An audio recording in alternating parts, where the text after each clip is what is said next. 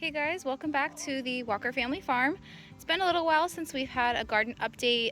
We are pretty much out of the season now, but as you can tell, we got some zinnia going, and that's about it. But we still need to harvest. Still need to harvest our potatoes that are in these bins here. We've got a huge cherry tomato plant. We've got lots of cherry tomatoes all around. So this is just one plant and it is humongous. We get lots and lots of cherry tomatoes off of it. Most of them end up going to the chickens over there from our little helper. So over here we've got our pepper plants, which this one is finally actually getting some peppers. So we've had a couple of peppers from there. This was our wildflower bin. I know we've been talking about how this bed is always a struggle for us. But I actually just went through all of the grass and it started to die, so I took advantage of it and just ripped it all out. We've got a couple cosmos plants, but lately they've been doing this where they just get huge and they never flower, so I don't really know what's up with that. Maybe it's not cosmos and it's just a weed playing a trick on me. We've also got a couple of zinnia hiding in here, and then obviously we have our huge zinnia plant here. We get lots of little moths and butterflies that come over onto it. So they love it. These pink ones are really like big bushy zinnia, whereas we have these like flatter orange ones. So the zinnia are growing really well. We harvested all the buckwheat. We harvested all the buckwheat, and this one actually came back on its own. So maybe we'll actually try and harvest the seeds and reuse them, even though we have a ton. But the chickens just love the buckwheat. Our strawberries pretty much died with the heat, so obviously I have not weeded this bed yet. It's just so hard to keep up on, even with the tarp that we have. It just grows through the hole and just like takes over on top, so clearly we need to do weed eating too. So I'm hoping the strawberries will come back next season. If not, we will be looking to get new strawberry plants for the first time in like 5 years. And then in these two beds, we had our carrots. So we actually pulled all of them and we got 4 pounds of carrots, which was really great. So we've got those inside.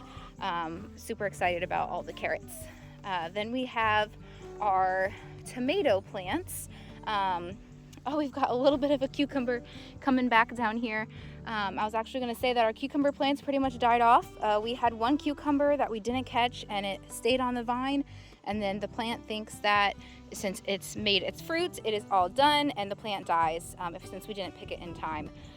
So we pretty much had our cucumber plants go, but we have these tomato plants that are clearly taking over. Our cages are just coming out of the ground with how heavy it is. So we don't do a great job of keeping up on it, obviously.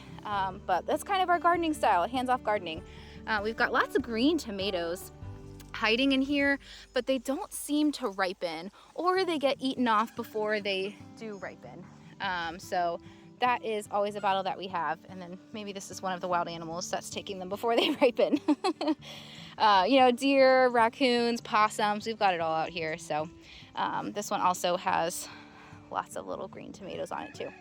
Our corn have died off. We're actually going to, we like to harvest the corn when take it out of the ground when it is dead like this. That way we can use it for fall decorations. So it's probably about time for us to get that out. Our cantaloupe plant already died for the season. Again, I think it was the heat that we had. So I was thinking about planting it again and seeing if it came back, but I just don't think that there's time. And then here we have our grape trellis. I don't think we've had the chance to show you guys yet, but we built this grape trellis out of some lumber, and then these, I've got somebody laying back there.